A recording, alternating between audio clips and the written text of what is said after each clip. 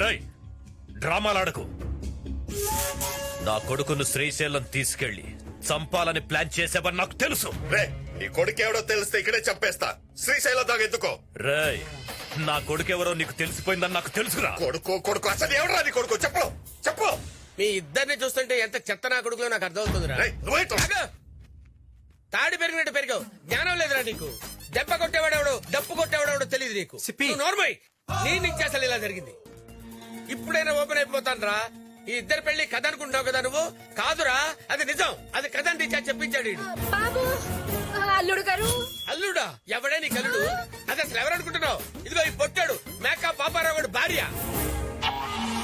వీళ్ళిద్దరు ఎవరో తెలుసా? మేకా వెంకటేశ్వరరావు గారి తల్లిదండ్రులు. ఇదిగో ఇక్కడుంది చూడు. ఇది ఎవరనుకున్నావు? తాళ్ళ పెరిగింది, మొహం ఇలా పెట్టింది. ఇది షో కేసులో బొమ్మలాగా ఏం ఎక్స్ప్రెషన్ లేకుండా ఉందనుకున్నావా? ఇది నా వైఫ్.